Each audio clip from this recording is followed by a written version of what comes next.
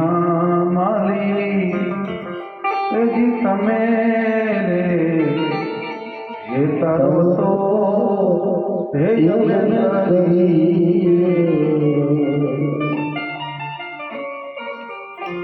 તો આજે હરિશ્ચંદ્ર રાજા આજે અગ્નિમાં પગ મૂકવાની તૈયારી કરે અને બધા જ દેવતાઓ કહે છે કે ધન્યવાદ છે રાજા, તને ધન્યવાદ છે. આજે અમે તને સ્વર્ગમાં લેવા માટે આવ્યા છીએ. અને વાલા, એટલો તો તમે વિચાર કરો કે આને સાચો રાજા કહેવાય, સત્યવાદી હરિશ્ચંદ્ર કહેવાય કે એને શું કહ્યું કે હું એકલો સ્વર્ગમાં નહીં, મારી પ્રજા પણ મારી સાથે આવશે. અને આપણે આગળ કથા પણ જોઈ હતી ને કે ભગવાન એકવાર સ્વર્ગમાં જઈને આવ્યા તો પ્રજા ભગવાનને કેવું કહેવા લાગી? ભગવાનની સામે બોલે નહીં, ભગવાનની સામે રમે નહીં. ભગવાન કે આ ગોકુળવાસીઓને કહ્યું શું? એટલે વળી બધાને પૂછ્યું કે તમે બધા મારી સાથે કેમ બોલતા નથી? એટલે કે તમે અને તમારા પિતા એકલા એકલા સ્વર્ગના દર્શન કરી આવ્યા, અમને કોઈને લઈ ગયા? અને પછી ભગવાન કે તમારે જવું છે સ્વર્ગમાં? કે હા. મનરૂપી વિમાનને બોલાવી અને બધાને બેસાડીને ભગવાન સ્વર્ગમાં ગયા. અને ત્યાં આપણે જોઈ હતી આખી કથા કે સ્વર્ગમાં તો ત્યાં બધા નિયમો હોય, બોલવાનું નહીં, ચાલવાનું નહીં, આમ ટટ્ટાર બેસી રહેવાનું. ત્યાં વ્રજની અંદર કાનુડો હોય તો ગાયો ચારે. હે,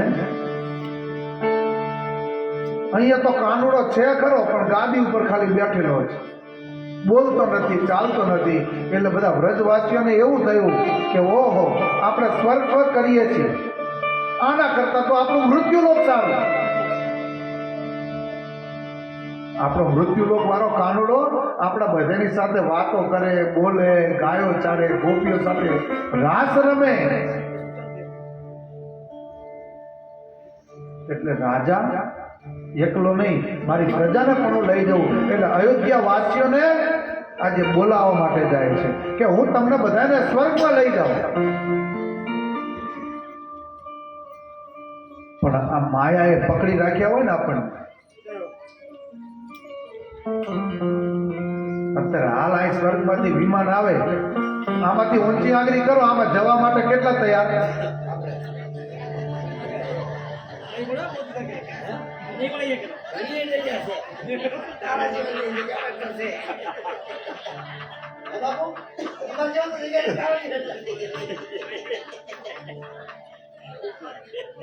એવું નથી કે વિમાન પેલા જ આવતા હતા, આજે પણ વિમાન આવે છે, પણ જવા માટેની તૈયારી હોવી જોઈએ. કારણ કે માયાવી જીવો હતા. હવે આમાં સ્વર્ગમાં જવા માટે કોણ તૈયાર થાય? અને અંતે વાલા શ્રોતાજનો, આપણી કથા અને ઇતિહાસ બતાવે છે કે હરિશ્ચંદ્ર રાજા, તારામતી અને એનો દીકરો રોહિત એ સજીવન થયો અને ત્રણે ત્રણ જણાને ભગવાન સ્વર્ગના દર્શન કરાવવા માટે લઈ ગયા.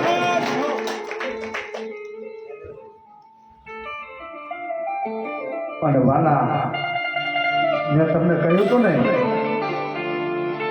કે સત્ય આજે પણ જીવે છે.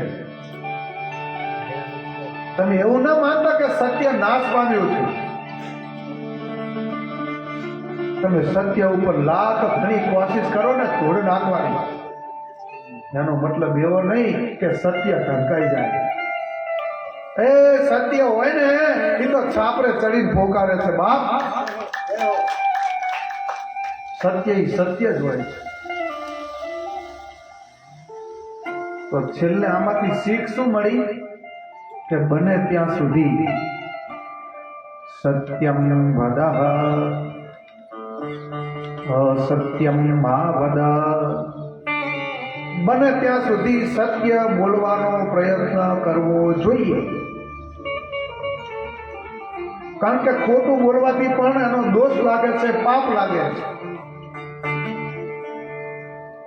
તો ક્ષમા વીરસ્ય ભૂષણમ.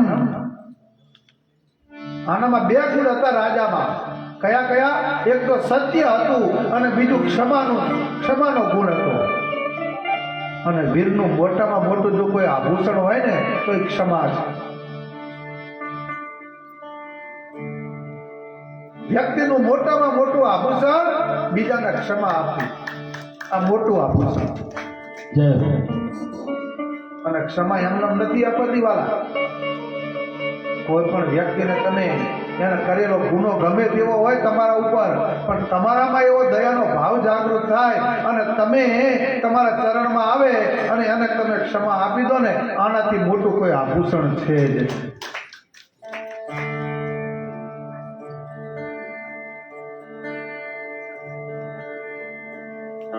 અને ભગવાન તમારી સાથે જો સત્ય હશે ને તો પરમાત્મા તમારી સાથે હશે, એટલું યાદ રાખજો. ભગવાન ક્યાં છે? જ્યાં સત્ય છે ને ત્યાં ભગવાન છે. ભગવાન ક્યાં નથી? જ્યાં અસત્ય છે ને ત્યાં પરમાત્મા નથી.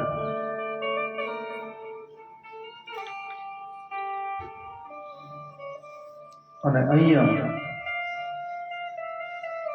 મને એક વાતનું સ્મરણ થાય. અહીંથી મને જુનાગઢ દેખાય, કારણ કે સંત આવ્યા ને એટલે મને પણ વાતનું સ્મરણ થયું. અને જુનાગઢની અંદર બીજું કોઈ નહીં પણ નાગરની નાગ. અને તમારી સાથે સત્ય હોય ને તો પરમાત્મા જરૂરથી તમને મદદ કરવા માટે આવે છે, એટલું યાદ રાખજો. કોઈ પ્રજાની જરૂર નથી. પરમાત્મા ખુદ કોઈ પણ સ્વરૂપ ધારણ કરી અને આ ધરતી ઉપર આવે છે. અને ભગવાન કેવું બધું જ ચલવી લઈશ આ જગતમાં, પણ કોઈ પણ મારો ભક્ત હોય જે સત્યના માર્ગે ચાલતો હોય, જે સત્યના માર્ગે ચાલનારો હોય, મારો ભક્ત હોય, અને બધું ચાલશે પણ મારા ભક્ત ઉપર દુઃખ આવશે ને એ જરાય ભગવાન કે મારાથી સહન નહીં થાય. જય હો. અને વાત યાદ મને આવે નરસિંહ મહેતા. અને નરસિંહ મહેતા એના મોટા ભાઈ દર વખતે શ્રાદ્ધ નાખે. અને આ વખતે આજે એમના મોટા ભાઈ નરસિંહ મહેતાના ત્યાં ગયા. અને આજે મહેતા રાણીને આજે મોટા ભાઈ કહેવા લાગ્યા કે દર વખતે અમે શ્રાદ્ધ નાખીએ છીએ, એકવાર તો પિતાજીનું શ્રાદ્ધ તમારા ઘરે નાખો. જેમ જેમ બોલવા લાગ્યા. નરસિંહ મહેતા ઘરે નથી. અને નરસિંહ મહેતા ઘેર આવ્યા ને, અરે મહેતા રાણી આજે પોતાના પતિદેવને કહેવા લાગી કે આજે મોટા ભાઈ આવ્યા હતા અને જેમ તેમ બોલતા હતા અને મને એવું કહેતા હતા કે દર વખતે અમે શ્રાદ્ધ નાખીએ છીએ, એક વખત તો તમારા ત્યાં પિતાજીનું શ્રાદ્ધ નાખો. અને મેં એમને એવું કહ્યું કે તમે આટલું બધું કાંઈ બોલશો નહીં જોર જોરથી, જાઓ તમે તમારે આ વખતે શ્રાદ્ધ અમે અમારા ઘરે નાખીશું. અને એ વાળા શ્રોતાજન, એ નરસિંહ મહેતો એ કેવી પરિસ્થિતિની અંદર જીવન જીવે છે. અને આને તો આ બીડું ઝડપી લીધું કે શ્રાદ્ધ આ વખતે અમારા ઘેર. નરસિંહ મહેતાને વાત કરી કે એ આવ્યા હતા અને જેમ જેમ જોર જોરથી બોલતા હતા અને મેં બીડું ઝડપી લીધું છે કે આ વખતે આપણા ઘરે આપણા પિતાજીનું શ્રાદ્ધ રાખવાનું છે, તો જાઓ તમે આપણા ગોર દાદા છે ને ભૂદેવ, એમને જઈ અને સમાચાર આપ્યો કે હે ગોર દાદા, આ વખતે શ્રાદ્ધ અમારા ઘરે નાખવાનું છે અને તમે પૂજા કરાવવા માટે અમારે ત્યાં આવી જજો. અને સાગમતે આપણા ગોર દાદાનું જે ઘર છે ને એ બધાને જમવાનું પણ તમે કહેતા આવજો. અને નરસિંહ મહેતો તો આજે પોતાના ગોર દાદા હતા ને ત્યાં ગયા આ શ્રાદ્ધનું નિમંત્રણ આપવા માટે. ગોર દાદાને તો નિમંત્રણ આપ્યું, પણ બીજી નાગરની નાત હતી આથી બધા ઘરે નરસિંહ મહેતા ફરી વળ્યા કે મારા પિતાજીનું શ્રાદ્ધ છે અને બધા જમવા માટે પધારજો. અને અબાળ વૃદ્ધથી માંડી નાના છોકરા સુધી બધાને સાગમ છે નોતરા આપી દીધા. અને આ બાજુ પત્નીને કહે કે હું નોતરું દઈને આવ્યો. એટલે પત્નીએ પૂછ્યું કે કોને આપ્યું? કે આપણા ગોર દાદાના ત્યાં તો આપ્યું, પણ મેં તો આખી નાગરની નાત અને સાગમ છે નિમંત્રણ આપીને આવ્યો છું. પણ આજે મહેતા રાણી કે તમે વિચાર તો કરો, ઘરની અંદર લાડવા બનાવવા માટે ઘી પણ નથી અને તમે આખી નાતને નોતરીને આવ્યા. અને આવી ચર્ચામાં ને ચર્ચામાં આ દિવસ હવે નજીક આવવા લાગ્યો. હવે ઘરમાં ઘી નહીં લાડવા બનાવવા માટે. એટલે નરસિંહ મહેતા શું કહે છે કે પરમાત્મા બધું સારું કરશે. તું મને તપેલી આપ, હું ઘી તો તને લાવી દઉં. અને એ નરસિંહ મહેતા આજે જુનાગઢની બજારમાં ઘીની તપેલી હાથમાં લઈ અને ઘી લેવા માટે જાય છે. આજે ખિસ્સાની અંદર એક રૂપિયો નથી એની પાસે વાલા. જય હો. અને સવારમાં વેપારી ભાઈ આજે દુકાન હજુ ખોલે જ છે, સાફ સૂફ કરે છે. અને મહેતાજીને જોયા છે અને મહેતાજી ત્યાં દુકાનની બહાર ઊભા છે. અને વેપારી ભાઈ પૂછે છે કે મહેતાજી અત્યારમાં સવારમાં શું આ બધું? અરે વેપારી ભાઈ, મારા પિતાજીનું શ્રાદ્ધ છે અને મારા ઘરની અંદર ઘી નથી અને નાગરની નાતને નોતરી દીધી છે, તો હું ઘી લેવા માટે આવ્યો છું. અરે હમણાં હું તમને ઘી આપી દઉં. ઘી લેવું છે ને તમારે? વેપારીને ખબર નહીં કે એના ખિસ્સામાં પૈસા નહીં. અંદર ગયા, એ તપેલીનો ધડો કર્યો, એ જોક્યું મૂક્યું કે લો મહેતાજી આ લઈ જાઓ. ઠીક છે, લઈ તો જાઉં બાપા, પણ મારી પાસે અત્યારે પૈસા નથી. અને એ વેપારી ભાઈ, મારી પાસે પૈસા આવશે ને એટલે હું દૂધે ધોઈ તમારા પૈસા હું આપી દઈશ. ત્યાં વેપારી ભાઈએ શું બહાનું કાઢ્યું કે મહેતાજી પૈસાની તો કોઈ મને ચિંતા નથી, પણ સવારે આજે મેં દુકાન ખોલીને ત્યારે આ ઘીના ડબ્બામાં એક મરેલો ઉંદર મેં જોયો હતો. જો તમને ખપે આ ઘી તો તમે લઈ જાઓ, પૈસાની મને કઈ ચિંતા નથી. અને આ તો વેપારી ભાઈ, વ્યાપારી ગ્રાહક હોય, ગ્રાહક એને શું કહે કે હું તને જે વસ્તુ આપું છું ને, તારે ને મારે સંબંધ છે, તું મારો મિત્ર છે, એટલે હું તને જે આપું છું ને એ પડતરના ભાવે આપું છું. કયા ભાવે? પડતર. એટલે એનો મિનિંગ શું થાય કે તું પડ અને હું તરું. તું પડ ને હું તરું. એટલે નરસિંહ મહેતાએ શું કહ્યું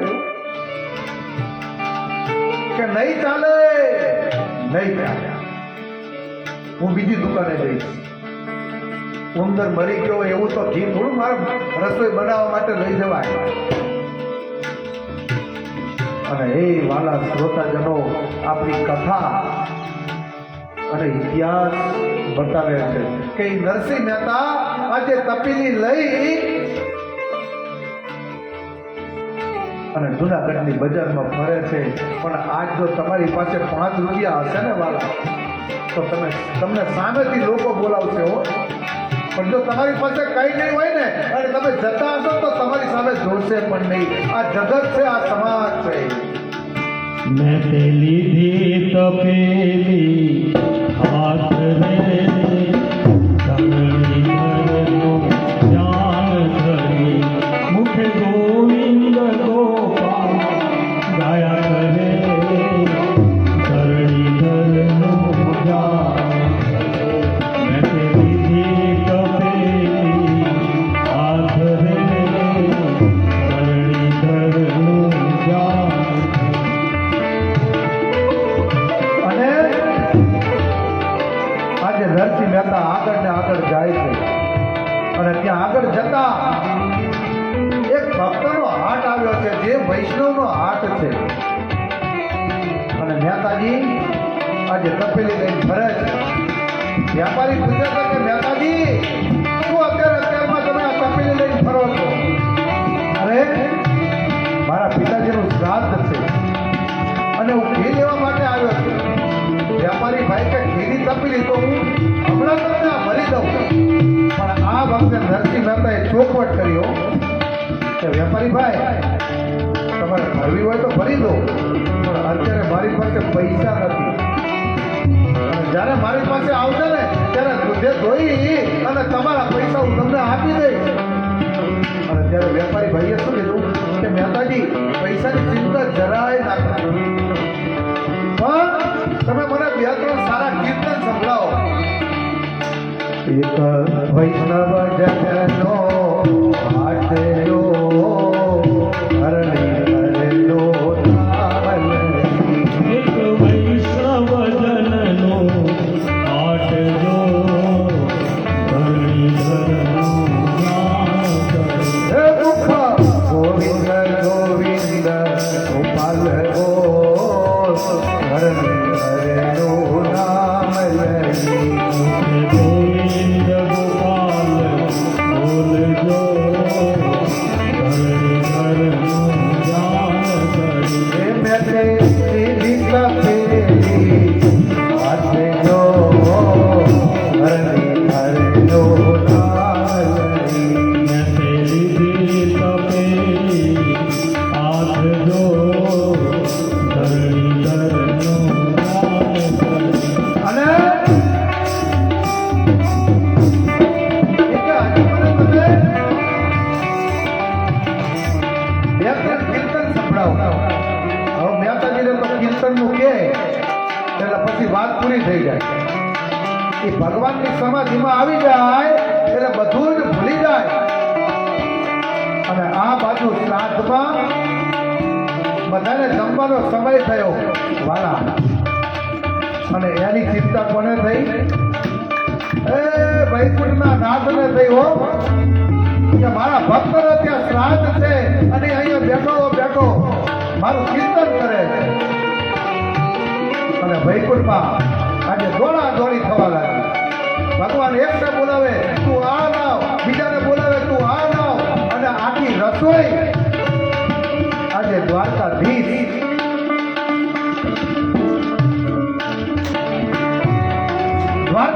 તૈયાર કરાવે છે.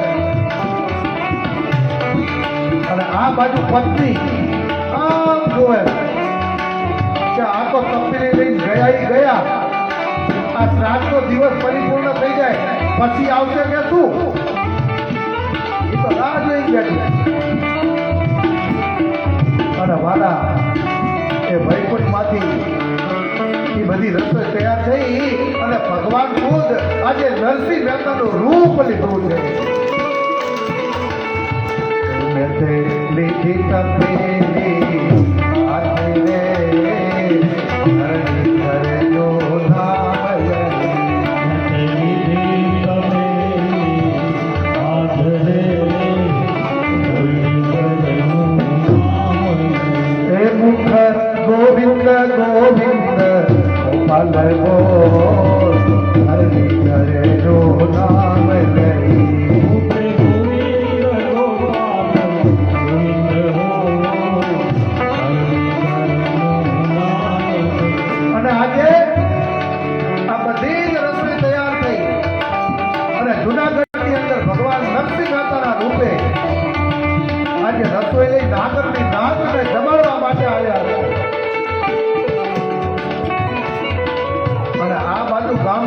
વિચાર કરે કે આ નરસિંહ મહેતા એવું કહી ગયા છે કે મારા પિતાજીનું શ્રાદ્ધ છે એટલે બોલાવા ના આવે ને અથવા આપણને સાચા સમાચાર ન મળે ત્યાં સુધી આપણે જમવા જવું, કારણ કે આપણે આની પરિસ્થિતિ જાણીએ છીએ કે એક ટાઈમનું ખાવાનું હોય ને એક ટાઈમનું ના હોય અને આને તો આખી નાકને નોતરી છે, તો શું આ બધું હશે? એટલે ગામના એ શું કર્યું, નાના નાના છોકરાઓ હતા ને એને તપાસ કરવા માટે મોકલ્યા કે જાઓ પેલા રસોઈ તૈયાર થઈ છે કે નથી થઈ ત્યારે તમે જોઈ આવો. અને છોકરાઓ તો તપાસ કરવા માટે ગયા અને વાલા શું ઈ રસોઈની સુગંધ આવે. છોકરાઓ તો ત્યાં જઈ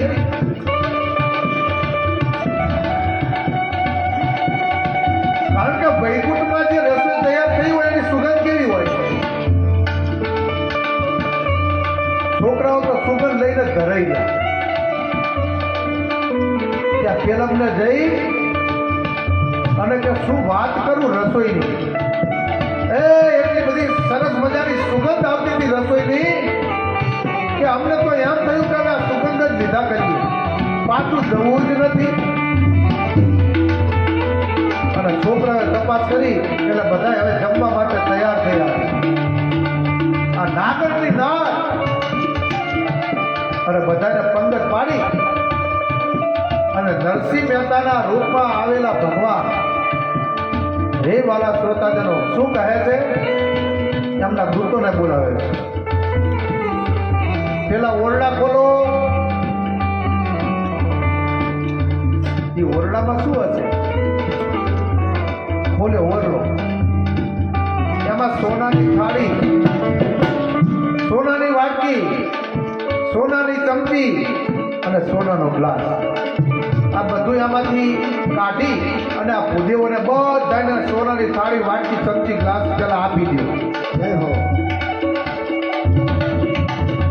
એટલે મહેતા રાણી તો વિચાર કરવા લાગ્યા કે આમને વળી ક્યારે આ સોનાની થાળીઓ, વાટકી અને ચમચીના ઓરડામાં મૂક્યું હોય, પણ આ તમાશો જોયા જ કરે.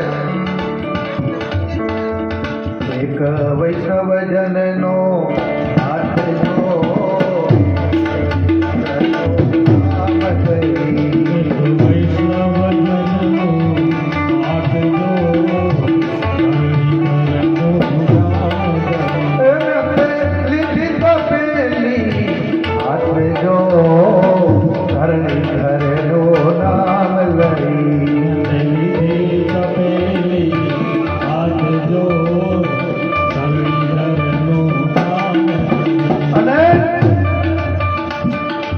બધાને ભાવપૂર્વક અહીંયા ભોજન પીરસાણું છે. આ બાજુ બ્રાહ્મણની પત્નીઓની એક પંગત પડેલી છે, અહીંયા બધા પુરુષો બેઠા છે અને ભગવાન ખુદ આજે રસોઈ પીરસે છે. શા માટે? એક ભક્તની લાજ રાખવા માટે. અને બધા જમી ગયા ને એટલે વળી પાછા એ દૂતને બોલાવ્યો કે અમાવ બીજો ઓરડો ખોલો. એટલે મહેતા રાણી કે એમાં શું પડ્યું હોય? એમાં સાડીઓ પડી, એમાં પિતાંબર પડ્યા છે, કેસ છે, આ બધું કાઢ.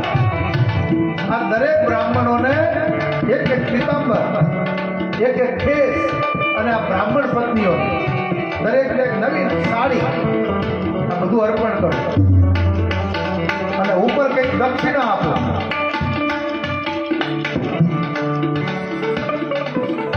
અને એ દૂધ બધું લાવ્યા, દરેક બ્રાહ્મણોને આ બધું અપાવ્યું અને ભગવાને બે હાથ જોડી નરસિંહ મહેતાના રૂપમાં આવ્યા હતા. અને ભગવાન શું બોલ્યા કે હે ભૂદેવો, મારા પિતાજીનું શ્રાદ્ધ હતું અને તમને બધાને મેં નિમંત્રણ આપ્યું હતું સાગરમાં, અને તમે બધા આજે મારા ઘેર જમવા માટે પધાર્યા, તો મારા પિતાજીને મુક્તિના દાન મળે ને એવી તમે પ્રાર્થના કરજો સૌ બ્રાહ્મણો. અને બે હાથ જોડીને પ્રાર્થના કરી કે હે બ્રાહ્મણ, આ સોનાની થાળી, આ વાટકી, આ ચમચી, આ ગ્લાસ જમી રહ્યા પછી સૌએ પોતપોતાના ઘરે લઈ જવાનું છે. લીધી તપેલી હાથ ધો, હરિ હરનું નામ લઈ. હાથ જો ધરણી ધરનું ધ્યાન કરી. હે મુખર ગોવિંદ ગોવિંદ ગોપાલ બોલ, હરિ હરનું નામ લઈ. ગોવિંદ ગોપાલ ગોવિંદ હો ધરણી ધરનું ધ્યાન કરી.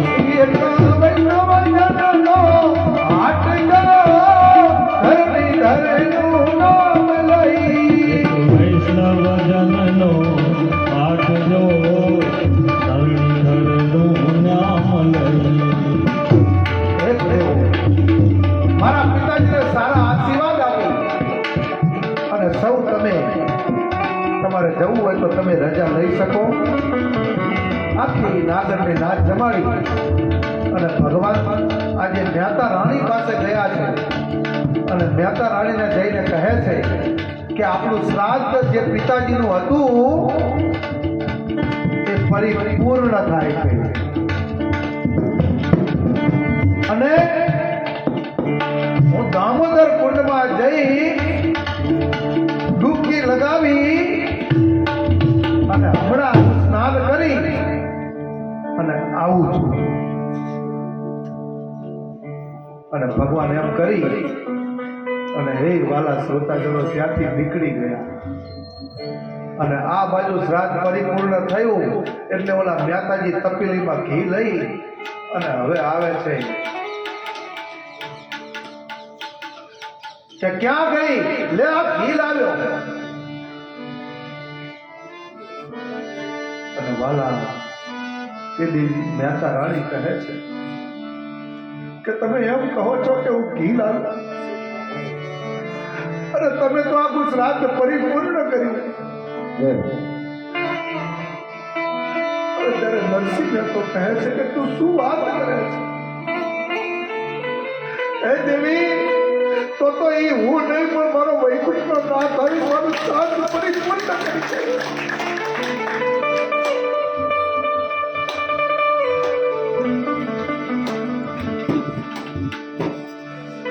દેવી, એ હું નતો અને એટલા માટે હે શ્રોતાજનો, ભગવાનને બધું જ ગમે પણ એનો જે ભક્ત હોય ને એની ઉપર જ્યારે દુઃખ આવવાનું હોય ને ત્યારે પરમાત્મા ધરતી ઉપર ગમે તે સ્વરૂપે આવી એ ભક્તનું કામ કરીને અહીંથી નીકળી જાય. અને આવા તો એક કામ નહીં પણ આપણો ઇતિહાસ અને આ કથા બતાવે છે કે ભગવાને નરસિંહ મહેતાના 52 કામ કર્યા છે. અને પછી નરસિંહ મહેતો ત્યાં બેસી અને કેદાર રાગ ગાય છે અને નરસિંહ મહેતાને પુકારે છે.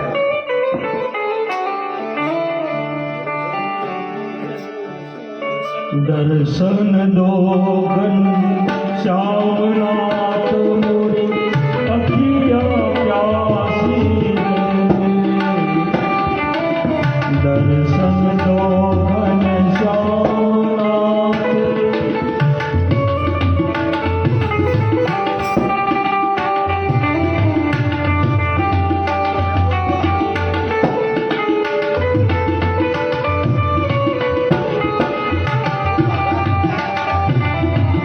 દર્શન દો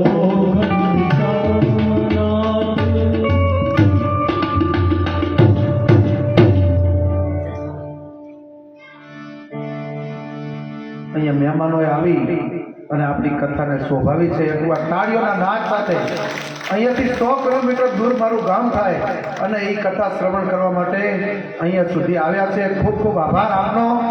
અને આવી રીતે આ બાજુ કથા હોય ત્યારે આ ખરા શહેર એવું કહે છે કે ગમે ત્યારે અમારા આંગણે આવતા રહેજો.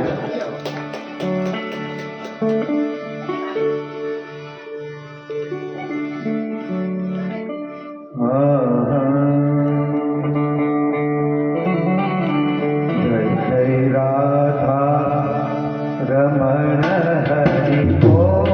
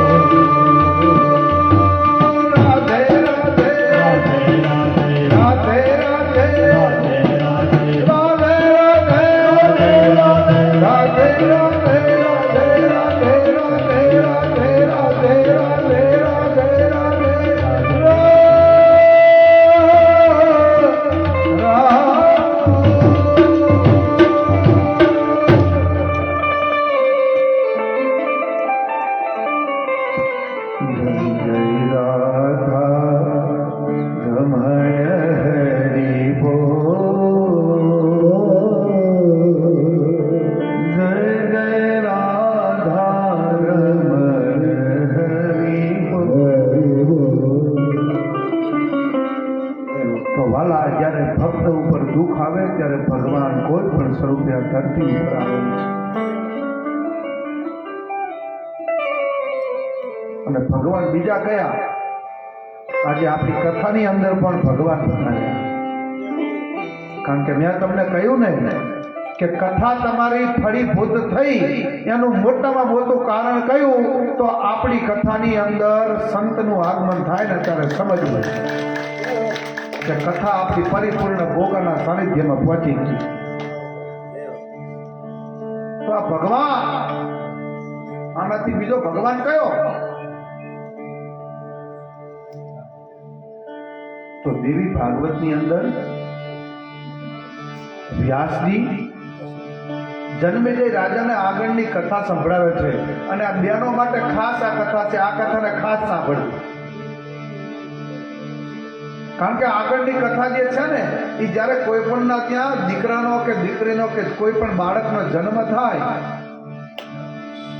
એટલે 6ઠો દિવસ આવે એટલે બાળકની ષષ્ઠી કરે. તે શા માટે છઠ્ઠી કરવામાં આવે છે? છઠ્ઠીની અંદર કઈ દેવીની આરાધના કરવામાં આવે છે એની કથા વ્યાસમુનિ જન્મેજય રાજાને કહે કે પહેલાના સમયની એક વાત છે કે પ્રિયવ્રત નામનો રાજા હતા અને તેની પત્નીનું નામ માલતી હતી. આ પ્રિયવ્રત અને માલતી પતિ પત્ની હતા અને બંને જણા ભક્તિમાં ઓતપ્રોત રહે. લગ્ન કર્યાને બહુ જ સમય થયો પણ એને સંતાન ન હતું અને એક વખત આ પ્રિયવ્રત રાજાને કશ્યપ ઋષિ મળ્યા છે અને વાલા કહેવાય છે ને કે જીવનમાં તમે ઘણા બધા મિત્ર રાખજો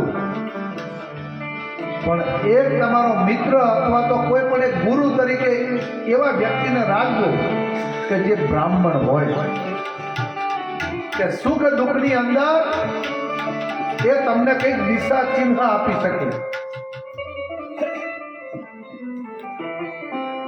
આજે પ્રિયવ્રત રાજા અને માલતી એની પત્ની લગ્ન થયાને બહુ સમય થયો પણ સંતાન નથી અને એક વખત આ રાજાને કશ્યપ ઋષિનો ભેટો થયો છે અને કશ્યપ ઋષિને વાત કરી કે રાજા મારા ઘરની અંદર આમ દામ ઠામ બધું જ છે પણ મારા ઘરે શેર માટીની ખોટ છે. તો કશ્યપ ઋષિએ શું કહ્યું કે તમારા ત્યાં ઉત્તમ સંતાનનો જન્મ થશે પણ તમારે એક કામ કરવું પડશે. કે શું? તમારે યજ્ઞ કરવો પડશે. એ યજ્ઞનું નામ છે પુત્રેશ્વરી યજ્ઞ કે જે યજ્ઞ કરવાથી તમારા ત્યાં ઉત્તમ સંતાનની પ્રાપ્તિ થાય. અને વાલા અયોધ્યાની કથા આપણે જોઈ હતી ને કે વિશ્વામિત્રએ કહ્યું કે તમે પુત્ર કામિષ્ઠ યજ્ઞ કરો. યજ્ઞ નારાયણ ચરુનો પ્રસાદ લઈને આવ્યા અને એ પ્રસાદ ત્રણે રાણીઓએ આરો ગયો અને એનાથી એમના ત્યાં 4 દીકરાનો જન્મ થયો. એવી રીતે અહીંયા પુત્રેશ્વરી યજ્ઞ કર્યો એટલે યજ્ઞ નારાયણ માંથી એક તેજ પ્રગટ થયું. યજ્ઞ નારાયણ આજે ચરુનો પ્રસાદ લઈ અને આવ્યા છે અને આજે માલતી નામની જે પત્ની હતી એને આ ચરુ આપવામાં આવ્યો છે. એ પત્ની ભક્ષણ કરી લીધું અને એ ચરુ ખાવાથી આ દેવી ભાગવતની કથા બતાવે છે કે એ માલતી ગર્ભવતી બની છે. એને ગર્ભ રહ્યો છે અને સમય જતા જેને ક્રાંતિમાન કહી શકાય એવો એક પુત્ર આજે આ માલતીના કુખેથી જન્મ્યો છે. આમ જુઓ તો રૂપ રૂપનો અંબાર છે પણ થોડી વાર પછી જોયું ને તો પુત્ર તો જન્મ્યો છે, પણ પુત્ર કેવી હાલતમાં છે? મૃત્યુ પામેલો છે, જીવતો નથી.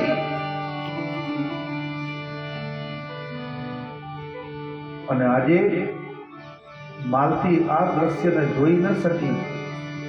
પુત્ર જુઓ તો રૂપ રૂપનો અંબાર છે, જાણે કે પરમાત્માનું રૂપ હોય એવું રૂપ છે બાળક.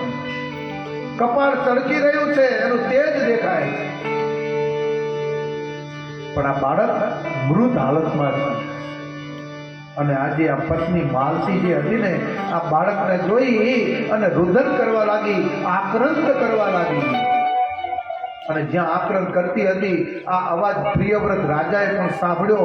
એ પણ ત્યાં આવી પહોંચ્યા અને આ બાળકને જોઈ, એનું તેજ જોઈ, પણ પત્નીએ સમાચાર આપ્યા કે પરમાત્માએ આપ્યું પણ આ મૃત અવસ્થામાં છે.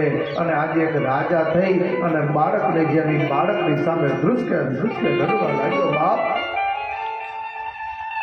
કારણ કે બહુ સમય પછી પુત્રની પ્રાપ્તિ થઈ.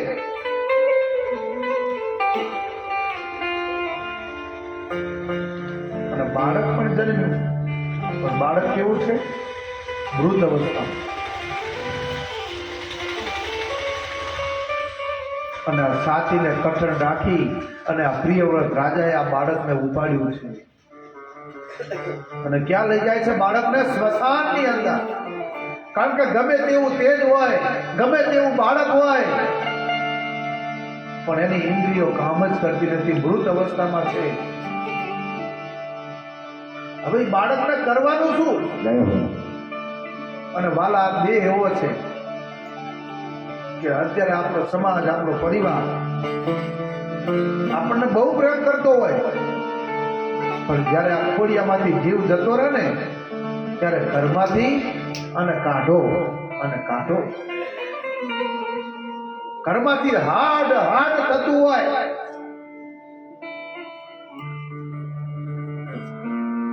અને આજે રાજા પોતાના બાળકને બે હાથે ઉચકી અને સ્મશાનની અંદર લઈ ગયા છે. અને વાલા એ બાળકને લઈ અને આ પ્રિયવ્રત રાજા સ્મશાનની ભૂમિ ઉપર મૂકે છે. અને રડતા રડતા આજે એની નજર આમ આકાશમાં પડે છે. અને આકાશમાં પડતાની સાથે આજે આ પ્રિયવ્રત રાજાનું મન માં પરાંબામાં ભગવતીમાં ગયું છે, માં જગદંબાનું સ્મરણ થઈ ગયું છે. અને માને પ્રાર્થના કરે છે. કેવી પ્રાર્થના કરે છે?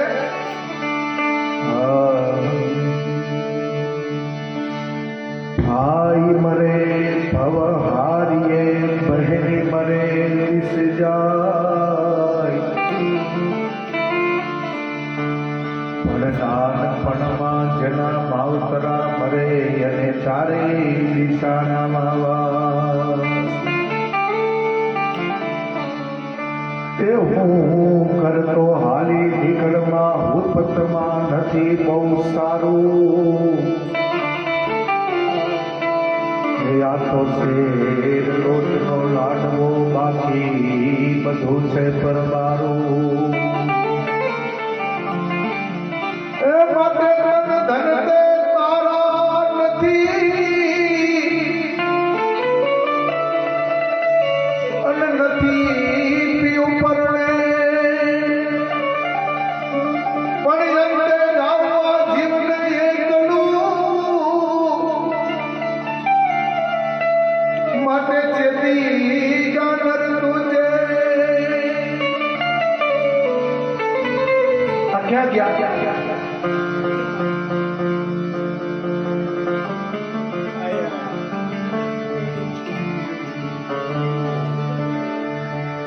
હે માટે કાયા રાણી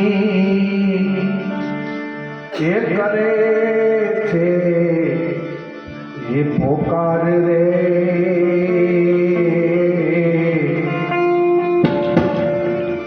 જીવડો હાલ્યો રે આત્મ દેશમાં, ઓ જીવડો હાલ્યો રે આત્મ દેશમાં.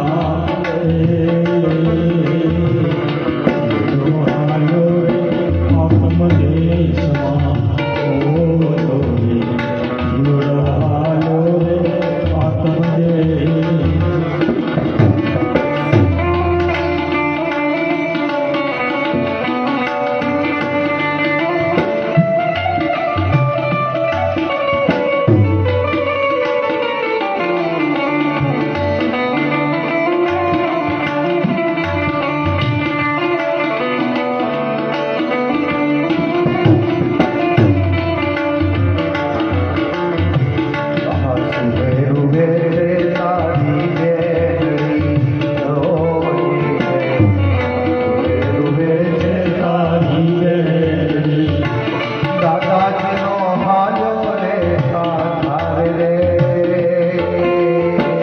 દાદાજીનો હાલ્યો રે આધાર રે જીવડો હાથ રે જીવડો હાલ્યો રે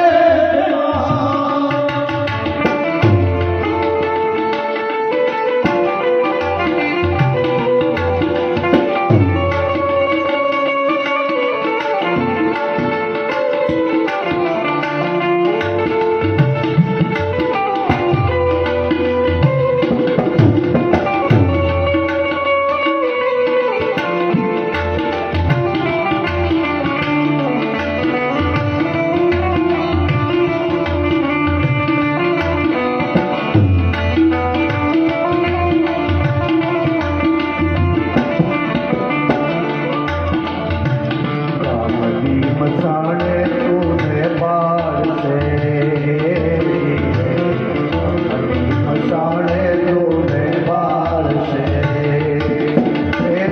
દાદાજીનો હાલ્યો રે આધાર રે તાળીઓ નહીં રે તે કિરદાર રે દીવડો હાલ્યો રે જીવડો હાલ્યો રે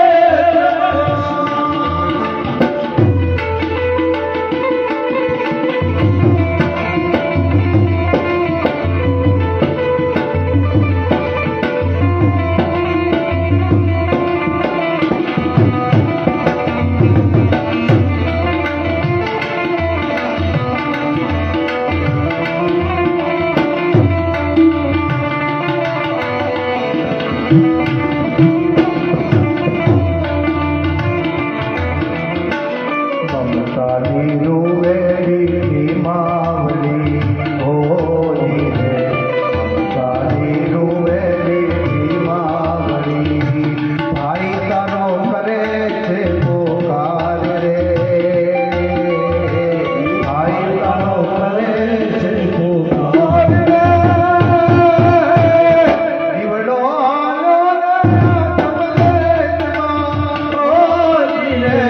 જીવડો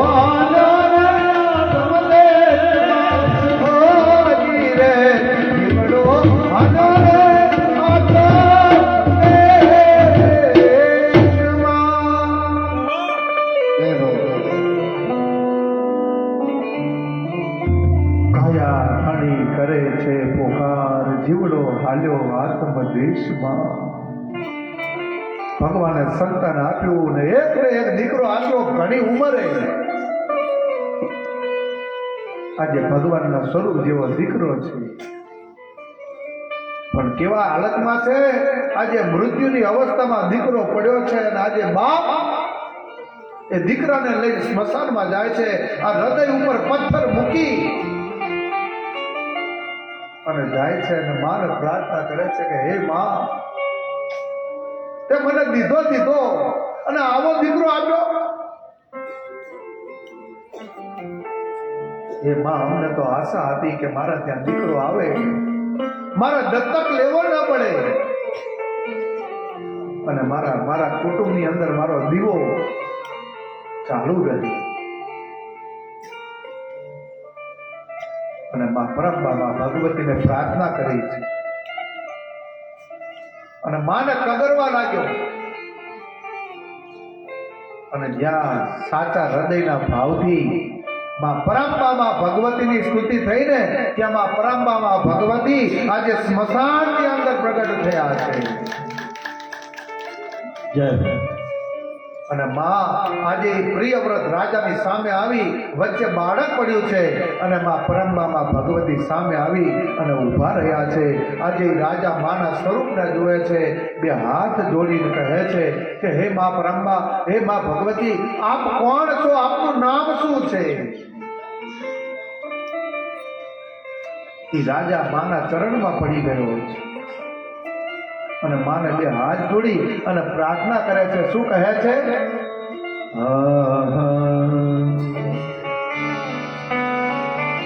मत्सम पातकी नास्ति पापगनी तत्समानहि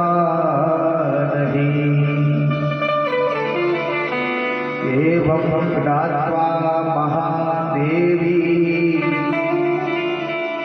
यथा योग्यं तथा कुरु आरंकने उगरवा નથી કોઈ યારો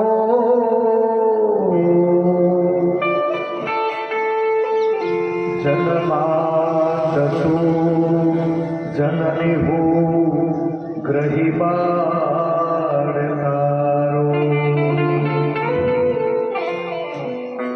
નાસો સુણો ભગવતી શિશુના વિલાપો મા પાહિયો ભગવતી ભવદૂરકાઓ.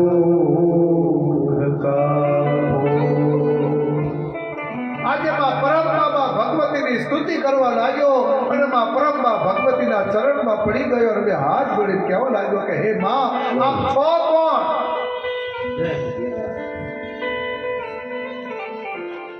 અને ત્યારે માં પરમમાં ભગવતી કહે છે કે હું બ્રહ્માના અંશમાંથી જન્મેલી અને બ્રહ્માનો અંશ એટલે 1 2 3 4 5 અને છઠ્ઠો અંશ. બ્રહ્માના છઠ્ઠા અંશમાંથી જન્મેલી મારું નામ છે ષષ્ઠી દેવી. અને આજે તારો ભાવ હતો ને એટલે આ સ્મશાનની અંદર આ બાળકને લઈ અને તું કગરતો હતો એટલે આજે સ્મશાનની અંદર હું આવી છું. મારું નામ ષષ્ઠી દેવી છે કારણ કે બ્રહ્માના છઠ્ઠા અંશમાંથી જન્મીને એટલે બધાય મને ષષ્ઠી દેવી કહે છે. અને આજે પ્રિયવ્રત રાજાને માં પરમમાં કહે છે કે હે પ્રિયવ્રત, આ જગતમાં જેને પુત્ર ન હોય, જે પુત્ર રહિતના છે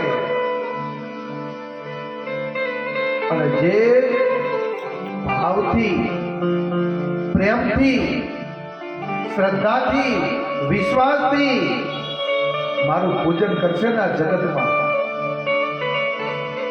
તો હું એને પુત્ર આપીશ. જય હો.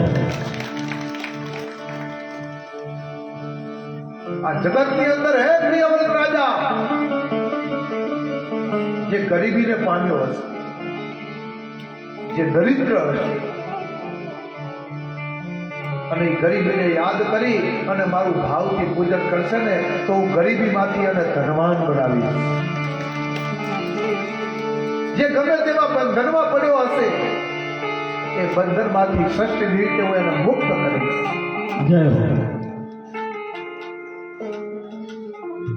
અને એ જ વખતે માં પરમમાં ભગવતીની કૃપા થઈ અને માએ આમ કરી હાથ કર્યો અને એમાંથી એક તેજ પ્રગટ થયું અને ઓલું જે મરેલું બાળક મરેલું હતું એમાં એ તેજ ગયું અને સ્મશાનની અંદર આ બાળક જીવતું થયું છે. વાલા જય હો.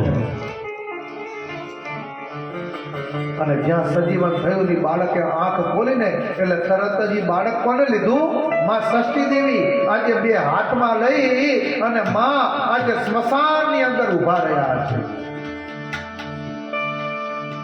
અને માં આજે વિમાનની અંદર એ બાળકને લઈ અને સ્વર્ગની અંદર લઈ જવા માટે તૈયાર થાય છે. અને વિમાનમાં બેસવા જાય અને ત્યાં પ્રિયવ્રત રાજા જેનો કંઠ, જેનો હોઠ, જેનું તાળવું સુકાઈ ગયેલું છે રુદન કરી કરીને એવો રાજા આજે માની સ્તુતિ કરવા લાગ્યો કે માં એ બાળકને તમે સજીવન તો કર્યું. માં બહુ ઉંમરે મને આ પુત્ર રત્નની પ્રાપ્તિ થઈ હતી અને માં તમે આને સ્વર્ગના દર્શન કરાવો એ બરાબર છે, પણ માં જો તમે દર્શન દેવા માટે જ આવ્યા હોય, મને દુઃખમાંથી ઉગાડવા જ આવ્યા હોય, તો મારે સંતાન નથી, આ એક સંતાન હતું અને એ મૃત અવસ્થામાં હતું. હે માં, તમે એને ન લઈ જતા એ બાળક મને પાછું આપી દો. આજે માં પાસે માગણી કરી અને માં બહુ દયાના સાગર છે. અને માં આજે પ્રિયવત રાજાને એ જે બાળક હતું ને એ આજે પાછું આપ્યું છે. અને માએ કેવો આશીર્વાદ આપ્યો કે હે રાજા, આ વાત પણ સાંભળી લે કે આ દીકરો મોટો થશે ને એટલે મહાન સુવ્રત નામનો આ દીકરો એ મોટો રાજા બનશે. આ મારો આશીર્વાદ છે. અને આ જગતમાં આ સુવ્રત એનું નામ હું રાખું છું. આ તારો દીકરો આ જગતમાં પ્રખ્યાત થશે.